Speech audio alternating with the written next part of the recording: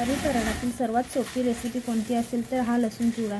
तुम्ही व्हिडिओ पूर्ण पाहिल्यानंतर तुमच्या लक्षातच येईल लसूण शेव चिवडा बनवणे किती सोपे आहे ते। त्यासाठी व्हिडिओ पूर्ण पहा। जर तुम्ही आपल्या चॅनलवर नवीन असेल तर चॅनलला सबस्क्राइब केले नसेल तर सबस्क्राइब करा आणि व्हिडिओ आवडल्यास लाईक शेअर आणि चॅनलला सबस्क्राइब करा। चला तर रेसिपीला सुरुवात करूया। बेसन घेतलेले आहे, तांदळाचे पीठ, चण्याच्या डाळ्या, शेंगदाणे, लाल मिरची पावडर, हळद, मीठ, खाण्याचा सोडा घेतलेला आहे। त्यानंतर इथे 7 ते 8 लसणाच्या पाकळ्या सोलून घेतलेल्या आहेत। एक लसूण ठेचून घेतलेला आहे, कढीपत्ता, चाट मसाला, काळं मीठ, ओवा घेतलेला आणि हिंग। सोललेल्या लसणाच्या पाकळ्या आणि ओवा हे आपण मिक्सरला छान बारीक पेस्ट करून घेऊयात। पाणी टाकून बारीक पेस्ट करून घेतलेली आहे। त्यानंतर आपण बेसन पिठामध्ये हिंग,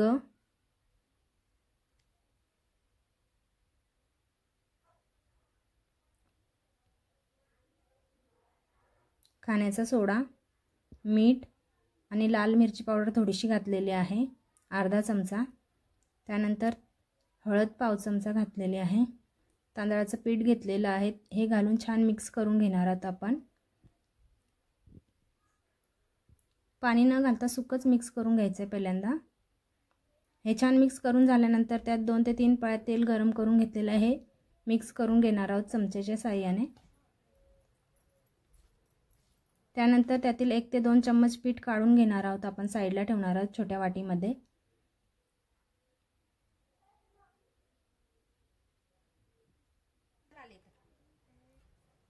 आणि उरलेल्या पिठामध्ये आपण ओवा आणि लसणाची पेस्ट केलेली ही गाळून घेणार आहोत।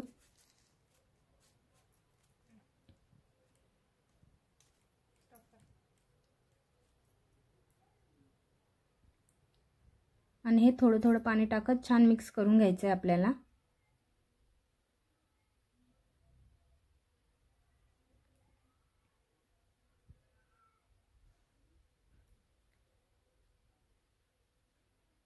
तुम्ही पाहू शकता पीठ मस्त मिक्स करून झालेलं आहे।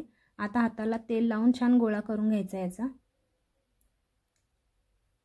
शेव बनवण्यासाठी आपल्याला पीठ मळायची वगैरे गरज नाही, फक्त गोळा करून घ्यायचा आहे। हाताला तेल लावलं की छान गोळा तयार होतो।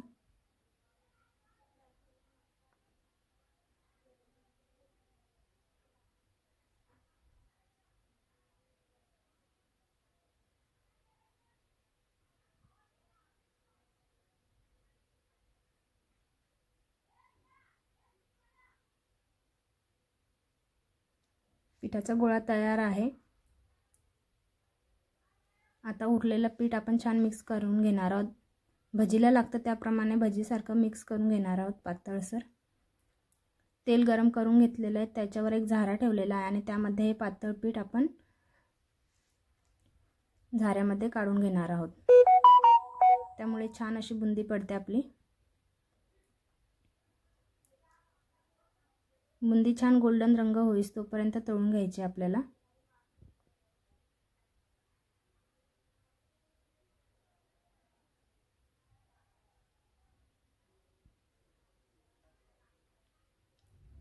गोल्डन रंग येस तोपर्यंत बुंदी तळून झाली।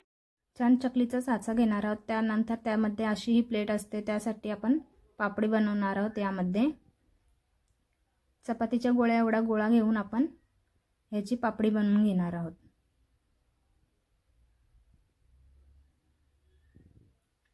दोन्ही बाजूने छान गोल्डन होईस तोपर्यंत पापडी तळून घ्यायची।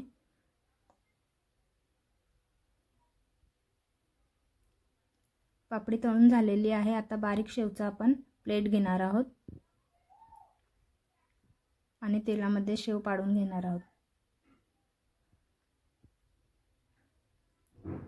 आपण ओवा आणि लसूण गाळून घेतल्यामुळे शेव छान एकसारखी पडते, कुठेही आपल्या साच्यामध्ये अडकत नाही। त्यामुळे ओवा आणि शेव कधी काही बनवताना शेवमध्ये चाळून घ्यायचे। छान दोन्ही बाजूने गोल्डन होईस तोपर्यंत तळून घेतलेली आहे।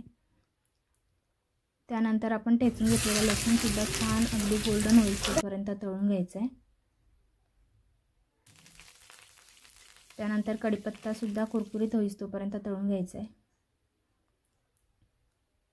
कच्चे शेंगदाणे घेतलेले आहेत, हे आपण आवडीप्रमाणे कमी जास्त प्रमाण करू शकतो। हे सुद्धा छान तळून घ्यायचे। शेंगदाणे तळून झालेले आहेत. त्यानंतर आपण चण्याच्या डाळ्या घेतलेल्या आहेत. ह्यासुद्धा हलक्या सोनेरी होईस्तोपर्यंत तळून घेतलेल्या आहेत. आवाजावरून कळलंच असेल शेव किती कुरकुरीत झालेली आहे. मस्त अशी आपली कुरकुरीत शेव तयार आहे. तेही बारीक करून घ्यायचे. त्यानंतर तळलेले सर्व एका ताटात काढून घेतलेलं आहे आणि ह्या शेवेचे बारीक तुकडे करून घ्यायचे आहेत आपल्याला. छान बारीक तुकडे करून झाले की त्यामध्ये मिरची पावडर आपल्याला तिखट ज्याप्रमाणे हवं आहे तेवढं घ्यायचं आहे. त्यानंतर अर्धा चमचा चाट मसाला आणि पाव चमचा काळं मीठ घेतलेलं हे सर्व मिक्स करून घ्यायचं आहे आणि हे सर्व आपण शेवेमध्ये मिक्स करून घ्यायचं आहे. मस्त असा कुरकुरीत आपला लसूण चिवडा तयार आहे. तुम्ही सुद्धा या दिवाळीमध्ये कुरकुरीत असा लसूण चिवडा बनवून पहा आणि कमेंट करून सांगा कसं झालंय ते. व्हिडिओ आवडल्यास जास्तीत जास्त तुमच्या मित्रमैत्रिणींना शेअर करा. अशाच नवनवीन रेसिपीसाठी आपल्या चार चौघी किचनला सबस्क्राईब करा. थँक्यू.